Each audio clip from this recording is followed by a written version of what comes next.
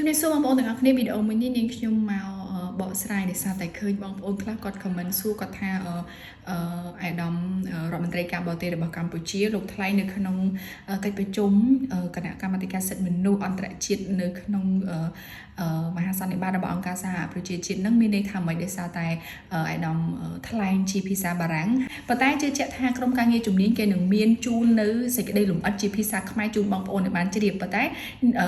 មុននឹងគេចេញមកបងប្អូនប្រកាសជាន្ទះសារចង់ដឹងអញ្ចឹងនេះខ្ញុំសូមអាននៅសេចក្តីលម្អិតប៉ុន្តែគ្រាន់តែថាសូមអភ័យទោសទុកមុនដោយសារតែវាមិនអាចដូចអត្ថបទដើមពាក្យពេចន៍ដើមទាំងស្រុងទេប៉ុន្តែនេះខ្ញុំព្យាយាមលម្អិតមើលថាតើភាពត្រឹមត្រូវវាមានប្រមាណភាគរយអីចឹងទៅមុននឹងខ្ញុំចេញយកមកធ្វើវីដេអូអានជូនបងប្អូនឲ្យបានជ្រាបថាពាក់ព័ន្ធដែលអាដាមប្រាសុខុនឧបនាយករដ្ឋមន្ត្រីក្រសួងការបរទេសរបស់កម្ពុជាយើងលោកបានថ្លែងនៅក្នុងកិច្ចប្រជុំរបស់អង្គការសហប្រជាជាតិដែលក្នុងនោះក៏មានថៃចូលរួមដែរដោយលោកស៊ីហាសរដ្ឋមន្ត្រីការបរទេសថៃអ្វីដែលសំខាន់នោះគឺព័ត៌មាននេះនាងខ្ញុំបានផ្សាយនៅព្រឹកមិញចាម្ដងរួចមកហើយដែរថ្ងៃទី25ខែកុម្ភៈឆ្នាំ2025ហ្នឹងតែនាងខ្ញុំមកលម្អិតផ្ទាល់បន្ថែមតែម្ដងគឺនៅក្នុងខ្លឹមសារដែលអាដាមបានថ្លែងគឺបញ្ជាក់ថាឯកឧត្តមប្រធានាធិបតីគណៈប្រតិភូអ្នកតំណាងជាទីគោរពយើងជួបគ្នានៅក្នុងពេលនេះចំពេលដែលប្រព័ន្ធសិទ្ធិមនុស្សអន្តរជាតិកំពុងស្ថិតក្រោមសម្ពាធជំនួបប្រដាប់អាវុធភូមិសាស្ត្រនយោបាយមិននឹងរយន្តការពារសិទ្ធិមនុស្សជាតិចុងខ្សោយនៅក្នុងផ្នែកខ្លះនៃពិភពលោកជនស៊ីវិលកំពុងត្រូវបានបន្តរងទុក្ខការកើនឡើងនៅបញ្ហានយោបាយនិងកម្លាំងយោធាសិទ្ធិមនុស្សមិនអាចរីកលូតលាស់ដោយគ្មានសន្តិភាពបានទេការអភិវឌ្ឍមិនអាចរីកចម្រើនទៅមុខបានទេបើគ្មានសន្តិសុខទំនាក់ទំនងរវាងរដ្ឋនិងរដ្ឋការការពារសិទ្ធិមនុស្សត្រូវអនុវត្តទៅតាមគោលការណ៍ដែលមិនអាចផ្លាស់ប្ដូរបានសម្រាប់បូរណភាពដែនដីការការពារដែនអធិបតេយ្យនិងច្បាប់អន្តរជាតិកម្ពុជានិយាយនៅក្នុងនាមជាអ្នកដែលមានបទពិសោធន៍ដែលជួបនៅចំនួនរាប់ទសវត្សរ៍ប្រទេសរបស់យើងបានស្ដារសន្តិភាពឡើងវិញ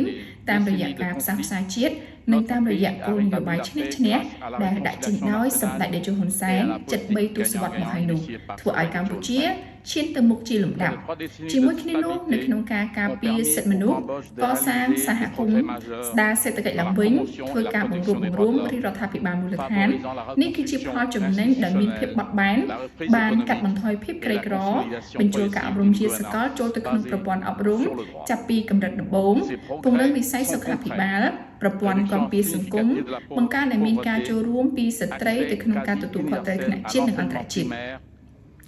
ជាពិសេសនៅក្នុងប្រតិបត្តិការរក្សាសន្តិភាពរបស់អង្គការសហប្រជាជាតិយើងបានប្រឹងប្រែងនៅក្នុងគម្រោងការកាត់បន្ថយអំពើហិង្សាក្នុងគ្រួសារការជួញដូរមនុស្សការពារសិទ្ធិកម្មករយើងក៏បានបន្តអភិវឌ្ឍទាំងពលរដ្ឋនិងនយោបាយកែតម្រង់ប្រព័ន្ធតុលាការជំរុញការសន្ទនាជាមួយនឹងសង្គមស៊ីវិលយើងកំពុងធ្វើការដើម្បីកម្ពុជាគ្មានមីននៅឆ្នាំ2030និងបានផ្ដល់ជំនួយបច្ចេកទេសនិងជំនួយហ្វឹកហ្វឺនដល់ប្រទេសដទៃនៅក្នុងការដោះមីនពួកយើងក៏បានប្រឹងប្រែងនៅក្នុងការបោះសម្អាតឧក្រិដ្ឋកម្មឆបោកអនឡាញនិងការជួញដូរមនុស្សការឆបោកតាមប្រព័ន្ធអនឡាញគឺជាគ្រោះមហន្តរាយសកលដែលបំផ្លាញសិទ្ធិមនុស្សនៅតាមបណ្ដាខេត្ត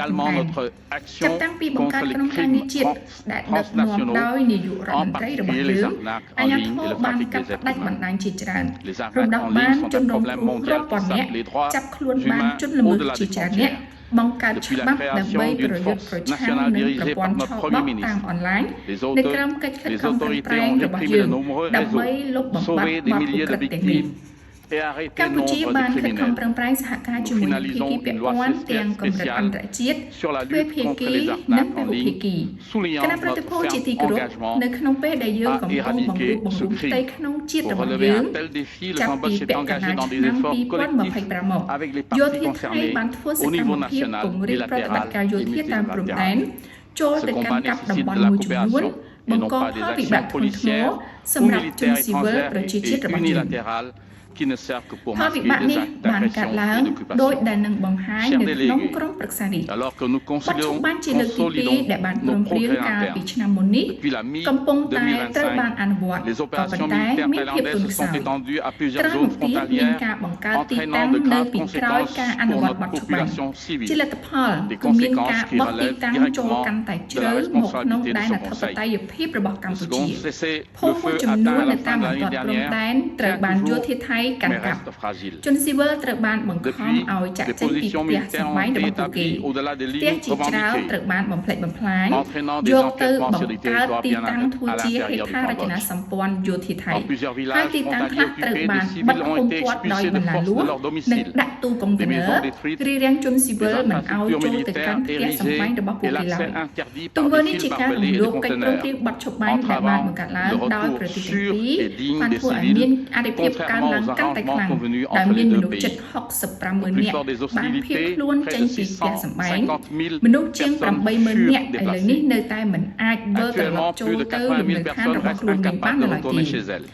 ទាំងនេះ Ces គឺជា actions សកម្ម touchant ភាព les ប្រឆាំង populations ជនស៊ី civiles វិល soulèvent de ដែលធ្វើ sérieuses ឲ្យកាន់តែ préoccupations កើនឡើងនៅ au ក្តី regard បា du រ droit ម្ភកាន់តែខ្លាំង international et នៅ des ក្រោ droits ម de l'homme, ច្បាប់អន្តរជាតិ notamment le droit à la និង vie, សិទ្ធិមនុស្ស la sécurité រួម de la បញ្ចូលទាំង personne, សិទ្ធិរ la ស់រានមាន liberté ជី de វិត circulation, សន្តិសុខ un ផ្ទាល់ logement ខ្លួន adéquat សេរីភាពនៅ et ក្នុងការបម្លាស់ l'accès ទី à la vie culturelle នៅ et ក្នុងអំឡុងពេល religieuse. នេះកម្ពុ Tout au ជា long de cette បានប្រឹ période, ង le ប្រែង Cambodge យ៉ាង a អ fait ត់ធ្មត់ preuve បំ de la ផុត plus grande និង retenue ទទួលខុស et ត្រូវ de ខ្ពស់ haute ផ្ដល់នូវ responsabilité, ជំនួយមនុស្សធម៌ fournissant une aide ផ្ដល់នូវសេវា humanitaire, ចាំបាច់សម្រាប់ assurant ប្រជា la ជន continuité ដែល des គ្មាន services ផ្ទះសម្ essentiels បែង aux personnes កម្ពុជា déplacées នៅតែ et បដិញ្ញា restant ចិត្តមុត fermement មាំ engagé en គ្រប់ឲ្យ faveur បាននៅ d'un កិច្ចព្រម cessez-le-feu ព្រៀងបទ efficace ឈប់បាញ់ et durable et d'un dialogue pacifique pour le retour និង à ច la រចាដោយសន្តិ normalisation. ភាពដើម្បីវិលទៅ La រ protection ក des droits ភាព humains ធម្មតាវិញ sociable ដើម្បី de la ការពារ paix. សិទ្ធិមនុស្ស Dans គឺ cet មិនអាចបំបែក esprit, បានចេញ le ពី Cambodge សន្តិភាពនៅ appelle ឡើយ au respect នៅក្នុង total ន័យនេះកម្ et ពុជា la mise ស្នើ en សុំ œuvre ឲ្យគោ fidèle រព des ឲ្យបាន accords ពេញលេញ existants, នៅ au កិច្ច retrait ព្រម des ព្រៀង forces ដែលមាន militaires ស្រាប់ thaïlandaises ដក du កងទ័ព territoire ថៃចេញពីដែនអធិបតេយ្យ cambodgien, របស់ dont la កម្ពុជា présence reste ព្រោះវត្តមាននៃការកាន់កាប់បច្ចុប្បន្ននេះគឺជាឧបសគ្គធំ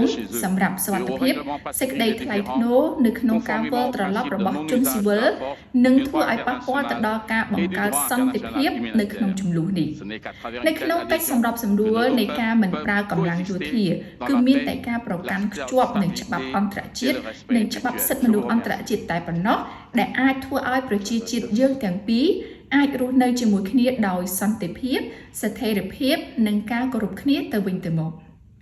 បងប្អូនទាំងអស់គ្នាគឺខ្លឹមសារមានប៉ុណ្ណេះឯងហើយជាខ្លឹមសារដែលសង្កត់ធ្ងន់នៅចំណុចចុងក្រោយនេះគឺទាមទារឲ្យថៃធ្វើការដកកងទ័ពចេញហើយក្រុមបទឈប់បាញ់អញ្ចឹងនេះខ្ញុំជឿជាក់ថាបងប្អូនប្រកាសជាជ្រាបនៅក្នុងកិច្ចខិតខំប្រឹងប្រែងរបស់ថ្នាក់ដឹកនាំជាពិសេសដែលលោកបានព្យាយាមឈរនៅលើឆាកអន្តរជាតិដើម្បីបង្ហាញអន្តរជាតិថាកម្ពុជាកំពុងតែរងការឈ្លានពានពីសំណាក់ប្រទេសថៃហើយខ្ញុំក៏ជឿជាក់ថានៅក្នុងកិច្ច